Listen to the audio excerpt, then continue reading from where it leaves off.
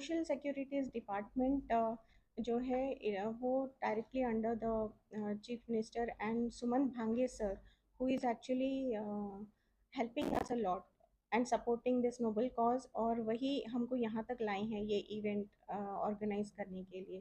And we have receive this approval letter from the department in Navi Mumbai. So you can have a look at this letter, and based on that, we had progressed till here. तो talking about cause, कितना important है कि इस तरह के cause को आगे बढ़ाया जाए, लोगों तक पहुंचाया जाए, और जो दूसरे भी सेलिब्रिटीज है इस कॉज को सपोर्ट करें ताकि और लोगों तक बात पहुंचे। Yes, actually हमने डिफरेंट सोशल मीडियाज पे इसको बहुत पब्लिसाइज भी किए हैं after approval from the social justice department. उनसे अप्रूवल लेके दौलत बी खान का बाइट भी उन्होंने अप्रूव किया था, उसके बाद उन्होंने उसको पोस्ट किया था। And we had requested other celebrities also to join us and motivate us and help us in this noble cause हमने जो लिया है, to set up a rehabilitation center in Mumbai, जो अभी तक नहीं है कहीं भी। So we are hoping lot of celebrities will support us and join us for this noble cause, and we would be very happy if they come forward and help acid victims, transgenders and other handicapped people through our platform. How many acid victims will see at the event? Like, you Mm, invited? yes, we have invited, and the list will be finalized tomorrow. Yeah, we will let you know. Sir आप क्या कहना चाहेंगे इस initiative? चाहूँगा आए हुए सभी media delegates का बहुत बहुत स्वागत है। और मैं ऐसे समय साथ फाउंडेशन 2018 से जुड़ा हूँ। मेरा नाम कृष्णा है और मैं ऐसे इंडस्ट्री में ऑलरेडी अपना एक नाम बना के बैठा हूँ। और दौलत बी खान जब मुझे इस प्रोग्राम में मिली डिज़ाइनर के थ्रू, तभी से ये मेरी जर्नी स्टार्ट हुई है। और ये जो प्रोग्राम अब है आज के दिन का, शो मस्ट गो, ये प्रोग्राम का कॉन्सेप्ट और main behind of the show my self. और ये मैं 18, 19, 20 और 21, 22 ये कोविड से पहले और कोविड के बाद, और मैं इन लोगों के साथ जब जुड़ा हूँ एनजीओ में, तो मुझे एक नया एक्सपीरियंस देखने को मिला समाज के अंदर कि किस तरह की अंडर प्रिविलेज में लोग अपनी ज़िंदगी को जी रहे हैं। और मैं एक फैशन ग्लैमर और सोशल कॉमन सिविल उसमें काम कर रहा था, तो दोनों एक्सपीरियंस अलग थे। मुझे लगा कि इन लोगों को भी मेन स्ट्रीम में बड़े लोग लेके आना चाहते हैं, लेकिन अप्रोच एक राइट प्लेटफॉर्म होना चाहिए और एक अप्रोच का कॉन्सेप्ट अच्छा होना चाहिए। तो मेरे कॉन्टेक्ट काफ़ी जो मैंने लाइफ में 20 साल से कमाए हैं वो मैंने कम्युनिकेशन करके लास्ट मैंने इसमें रखे हैं। और अभी भी ये शो हम लोगों का मोटिव था कि शेल्टर होम बनाया जाए। तो शेल्टर होम बनेगा तो बड़ी से बड़ी कंपनी, बड़े से बड़ा डॉलर आके उसमें पैसा देता है और इन लोगों की जो प्रॉब्लम है वो सारी सोल्व हो जाएगी। और ये नहीं कि 2 महीने, 3 महीने, 6 महीने बाद कोई ना कोई प्रॉब्लम खड़ी हो जाए। उस इस लीड को देखते हुए फिर मैंने सोचा कि हम फैशन और फिल्म इंडस्ट्री में बड़े से बड़े परफॉर्मेंस देखते हैं, सब चीज़ देखते हैं। तो ये जो लोग हैं अंडर प्रिविलेज के लोग, तो 5 कैटेगरीज में, इन लोगों की लाइफ निराशाजनक है या कुछ ऐसा, लेकिन इनके इनके दिल में भी एंटरटेनमेंट है, पैशन है, फन है, फन और ये सब चीज़ें। तो क्यों ना जो लोग अपना पैशन और अपना टैलेंट गा सकता है, डांस कर सकता है या कुछ एक्ट कर सकता है, उसको प्रोफेशनल तरीके से प्रोफेशनल स्टेज पे रखा जाए, ये आइडिया था। और लाइफ जो है शो का नाम मैंने इसलिए रखा कि शो मस्ट गो ऑन। ज़िंदगी रुकने का नाम नहीं है, ज़िंदगी चलती रहती है। तो इस वजह से इन सबको ये शो मस्ट गो ऑन का जो थीम है बहुत कैरी कर रहा है। और हम फिर इसके साथ ही 8 तारीख जो है महिला दिवस है, तो महिला और महिलाएं हैं ज़्यादा हमारे यहाँ, पुरुष भी हैं लेकिन महिलाओं की संख्या ज़्यादा है। महिलाओं को हम बहुत आगे बढ़ाना चाहते हैं। महिलाओं ने पावर टू एम्पावर भी किया है। तो मुझे लगा जो ऊपर के लोग हैं उन लोगों को अवार्ड किया जाए। उन लोगों ने भी अपनी लाइफ में काफ़ी एक्सेलेंस काम करके समाज में सर्विस दी है। तो यहाँ पर मैंने इसमें प्लस अवार्ड कर दिया, dancing singing hidden talent showcase. ये छुपा हुआ टैलेंट है और इस छुपे हुए टैलेंट को हमने प्रोफेशनल लोगों के सामने रखना है, प्लस अवार्ड नाइट के लिए। तो अवार्ड नाइट्स में भी कैटेगरी रखी गई कि महिलाओं के लिए, जो महिला जितने भी हैं वो लोग फिल्म के लोग, फिल्म में डायरेक्टर हैं, डांस डायरेक्टर हैं, राइटर हैं, स्क्रिप्ट राइटर हैं, प्रोड्यूसर हैं, उन सबको मैंने अप्रोच किया है। कुछ कुछ लोगों ने हमें कंफर्मेशन दे दिया है, जिसमें से प्रहलाद नीलानी साहब जो हैं प्रोड्यूसर और अपने फॉर्मर सेंसर बोर्ड के अध्यक्ष रहे हैं, वो इसमें सपोर्ट करने आ रहे हैं इन सभी इस कार्य को। और साथ ही मेहुल कुमार जी, उन्होंने भी कंफर्मेशन दिया है, और रूमी जाफरी साहब भी कंफर्मेशन कर रहे हैं। वुमेन के अंदर मंजू लोधा जी जो हैं, लोधा फाउंडेशन की प्रेसिडेंट, वो आ रही हैं। वंदना शाह जी हैं, और जागृति लखानी जो ब्राइट योगेश लखानी जी की वाइफ है, वो भी एक समाज में अच्छा कार्य कर रही हैं। तो ये यहाँ तक मैं आपके सामने लेके आया हूँ। और मीडिया ही एक ऐसा ऐसा माध्यम है, मीडिया बहुत बड़ा पिलर है, इसको बहुत आगे स्प्रेड कर सकता है मैसेज। उस स्प्रेड करने से ही हमारा ऑब्जेक्ट भी पूरा होगा। और साथ में हमारे यहाँ आज 4 लोग हैं जो एसिडिटी में और ब्लाइंड हैं, वो लोग भी अपनी पर्सनल जो एक्सपीरियंस है यहाँ रखना चाहेंगे। इसके साथ ही मैं अ, अ, अपने वक्तव्य को रखूँगा। लेकिन साथ में एक और बात कहना चाहूँगा कि यहाँ पर हमारा ये सारा कल्चर प्रोग्राम के लिए हमारे यहाँ पर और सेलिब्रिटी भी जो अभी कंफर्म हो रहे हैं, वो लिस्ट भी आएगी। तो मुझे लगता है कि ग्लैमर प्लस अंडर प्रिविलेज का एक प्लेटफॉर्म होके आपने इसको स्प्रेड करना है। आपकी सबसे ज़्यादा प्यार की सपोर्ट की ज़रूरत है। Thank you sir.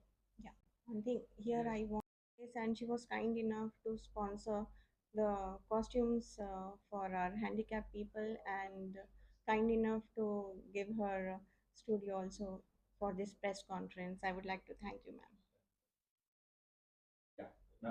जी, जाकिरा बारे में थोड़ा बोलो एंड देन अपने और कनेक्ट। हेलो, मीडिया को सबको मैं थैंक यू बोलना चाहती हूँ कि आप लोग के ज़रिए ये पूरी दुनिया में ये चीज़ पता चलेगा कि एसिड क्या होता है और एसिड अटैक विक्टिम क्या होती है। तो मैं हूँ जाकिरा शेख, मुंबई मलाड्स की रहने वाली, और 2017 में मेरे ऊपर एसिड अटैक हुआ था। मेरे खुद के हस्बैंड ने किया था।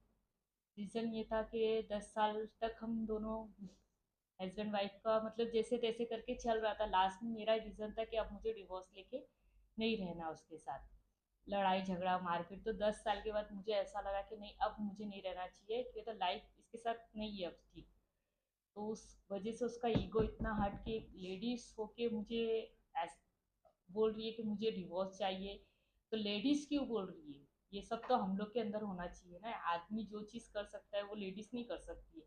तो उसका ईगो इतना हट हुआ कि बस उसी रात उन्हें एसिड का इंतज़ाम किया और मेरे ऊपर एसिड अटैक किया। बट कुछ नहीं, जो किया उन्हें मुझे और पावरफुल बना के करके गया कि आज मैं लोगों के सामने फेस कर रही हूँ। और वो सोच, उसकी सोच ये थी कि ये इसके ऊपर एसिड अटैक करूँगा तो शायद ये रोएगी, चार दीवारी के अंदर रहेगी, लोगों से मिलना जुलना नहीं करेगी।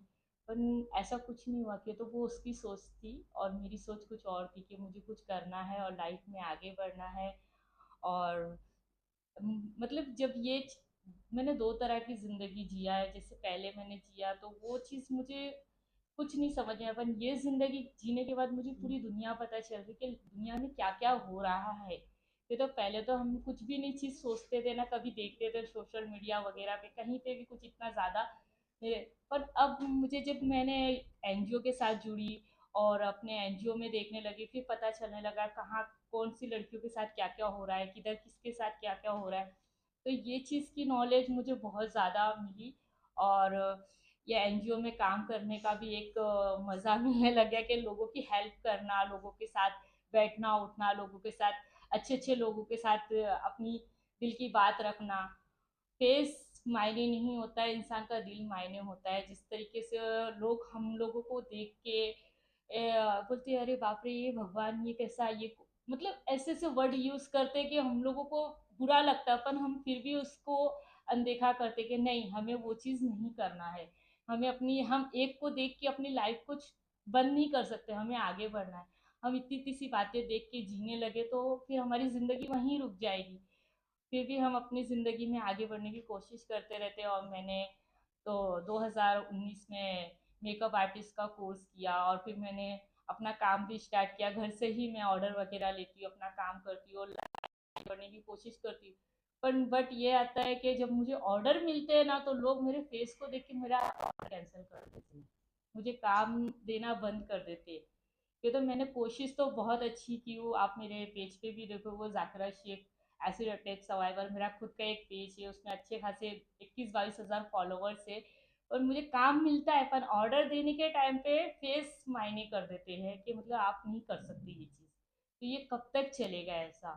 और मैं चाहती हूँ कि एसिड विक्टिम को सरकार की तरफ से कोई जॉब वगैरह हो, कि कब तक हम ऐसे ही इधर उधर के चक्कर में रहेंगे। हमारा खुद का एक सेंटर हो, उसमें सारी लड़कियों के इलाज हो, उसमें लड़कियां पढ़ने वाली हो, और जैसे जिसका जिसका जहाँ जहाँ से लड़कियां आती इलाज करती है, किसी की फैमिली एक्सेप्ट नहीं करती, किसी के घर वाले एक्सेप्ट नहीं करते, किसी का तो कोई भी नहीं रहता। तो हम चाहते हैं कि हमारा एक छोटा सा सेंटर हो, उसमें सारी लड़कियों रह भी सके, उनका एक इलाज भी हो सके।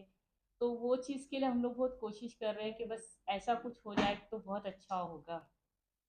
Thank you.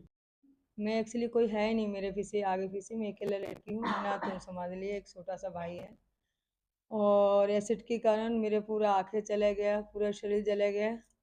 आप लोग खुद ही देख सकते हो मेरा कंडीशन कैसे है, आप लोग खुद देखिए। इस चेहरे के ऊपर 30 सर्जरी हुआ, अभी मैं ठीक नहीं हूँ। मैं 30 सर्जरी के बाद भी मतलब ठीक नहीं हूँ। तो मेरे कहने का मतलब ये है, हर सर्जरी में हर एसिड विक्टिम को 2.5 से 3 लाख रुपया खर्चा होता है। और हमारा सरकार जो है कॉम्पोजिशन 3 लाख 4 लाख 5 लाख देते हैं, उससे हमारा गुजारा बसारा नहीं होता है। कोई लड़की कर्जा हो जाता है, विक्टिम मर जाता है, नहीं तो कोई जड़ता है, उनको फ़ायदा उठा लेता है। कुछ ना कुछ बात समाज के अंदर होता है। समाज में अगर ऐसा हो, किसी ने प्यार हो गया होगा, एक तरफ धोखा हुआ ही होगा, तेजाब एसिड अटैक डाल दिया होगा। अरे प्यार नहीं होगा, उसके अंदर क्या बीत रहा है उस विक्टिम को, लड़का हो लड़की हो, उसके अंदर का तो जानो। मेरी कारण यही था, एक लड़की ने मेरे ऊपर आशा और ईशा सुंदरता देख के जलस के कारण मेरे ऑफिस की एक लड़की ने मेरे ऊपर एसिड अटैक किया। 2004 का ये घटना है। सर्जरी इतना हो गई, फिर मैं इधर उधर तलाश करी। तलाश करने के बाद समाज में बहुत सारा बातें सुना, समाज ने भेदभाव रखा। बहुत तकलीफ हुआ कि अनाथ लड़की हूँ, आगे पीछे मेरा कोई है ही नहीं, किराए का मकान बहुत समस्या है। तो हम सोचे कोई शेल्टर मिल जाए हमें रहने के लिए। चलो धन्यवाद करते इस कल्चर प्रोग्राम के लाख लाख धन्यवाद करना चाहती हूँ। और न्यूज़ मीडिया को सही बोलना जाएगा, धन्यवाद करना चाहती हूँ। हमारे समाज में हमारी बात को, हमारी आवाज़ को समाज के अंदर पहुँचाने के लिए और हमें आगे तक पहुँचाने के लिए आप लोग एक माध्यम है, और आप लोग हमें आगे पहुँचाने के लिए उसके लिए आपको तहे दिल से मैं शुक्रिया थैंक यू कहना चाहती हूँ। में सुपर टैलेंट को हम आगे लाएं, आगे समाज में रखें और देखें हमारे अंदर भी कोई टैलेंट है, हम हारे हुए नहीं, हम जीतना चाहते हैं और आगे बढ़ना चाहते हैं। कि कोई किसी ने ये बात बोला था, बेटा ज़िंदगी में हिम्मत मत हारना, तो हिम्मत नहीं हारा। हिम्मत हमारी आप लोग है जो हमारे आगे बात को रख रहे हैं। तो इसीलिए मैं सारे टीम को और आप लोगों को 8 मार्च को प्रोग्राम में आप लोग आइए और इस एनजीओ को, साहस फाउंडेशन दौलत जी के एनजीओ को, और हमारे एक सेंटर के लिए कि हर विक्टिम के पास घर द्वार नहीं है, होता है तो उनको इलाज कराने के बाद कहाँ जाए, इन्फेक्शन हो जाता है, कहाँ रहे, एसी की ज़रूरत होता है कि बहुत गर्मी लगती है, बहुत तकलीफ होता है, इचिंग होता है शरीर में। तो बहुत तकलीफ के साथ मुझे बोलने में भी अच्छा नहीं लग रहा है। मैं ये चाहती हूँ हमारी शेल्टर होम बने और हर विक्टिम को इलाज हो तो वहाँ रह पाए, वहाँ उनके इलाज मेडिसिन उस सेंटर में रह पाए हो जाए। तो प्लीज़ मैं अपनी दिल से तहे दिल से कह रही हूँ, आप लोग आगे आइए, इस शेल्टर होम के लिए सास फाउंडेशन को मदद करिए और मदद के लिए आगे आइए। और हम चाहते हैं हम आपका मदद से शेल्टर होम बन सकता है और हम लोग आगे पहुंच सकता है। तो आपको एक छोटा सा मदद हमें चाहिए शेल्टर होम के लिए, सास फाउंडेशन को कांटेक्ट करिए और मदद करिए। उसके लिए मैं अपने दिल से धन्यवाद देना चाहती हूँ और दिल से महिला दिवस दिन जो प्रोग्राम है इनको भी मैं धन्यवाद देना चाहती हूँ। इस प्रोग्राम में सब आए और अपना अपना टैलेंट को आगे दिखाए और आए, और आप मीडिया को भी और सबको मतलब धन्यवाद देना चाहती हूँ दिल से आप लोगों को। Thank you. मायके चली आई, 2 साल मायके रह गई तो उन्होंने बोला मुझे डिवोर्स चाहिए। तो मेरे मम्मी ने बोला कि अगर तुम डिवोर्स दोगे तो बच्चे कहाँ जाएंगे, तो कह रहा है तो फिर मेरे साथ जाने दो। तो मैं बोली नहीं तुम सुधर जाओ। फिर कहा कि नहीं, अगर तुम, मैं तो वैसा रहूँगा, भेजना है भेजो, तो नहीं तो मैं दूसरी शादी करूँगा। तो मम्मी ने कहा अगर तुम दूसरी शादी करोगे तो क्या मेरी बेटी बैठी रहेगी? कह रहा है ऐसा कर दूँगा, देखिए इसे कौन पूछता है। तो मेरे मायके में आके और एसिड डाला। फिर मेरे पास कोई नहीं था, मेरे माँ बाप हैं, मैं माँ बाप की अकेली लड़की हूँ, बहुत गरीब फैमिली से हूँ। फिर मेरे माँ बाप ने अपना किसी तरह घर वगैरह बेच के और मेरा इलाज कराया। फिर भी हम रेंट पे रहने लगे।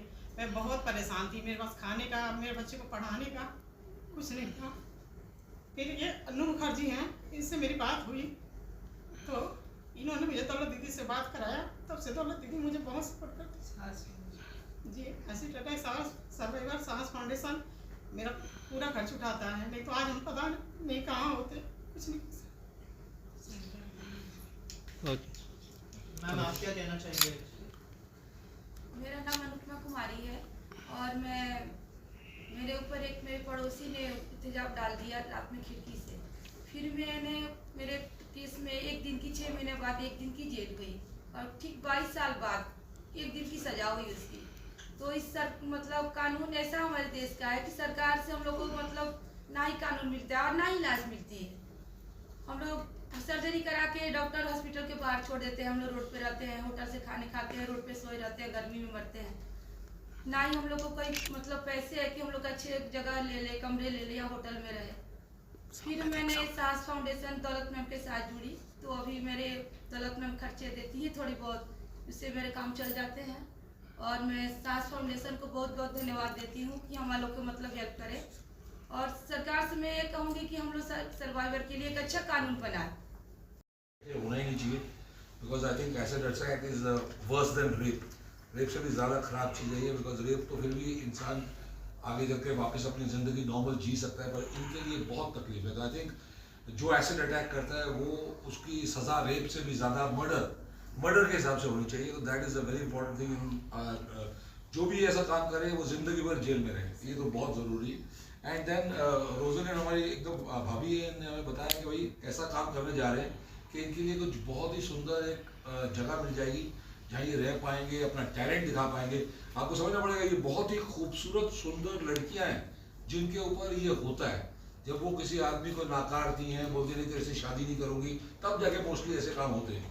तो just imagine how beautiful girl जब वो चेंज हो जाएगी तो व्हाट हैपेंस। एक पिक्चर भी बनी थी इस पर। आई थिंक बहुत ज़रूरी है कि हम ये ऐसा चीज़ ना हो, और अब जब हो चुकी है इनके साथ तो इनको भी अपनी ज़िंदगी जीने का हक है।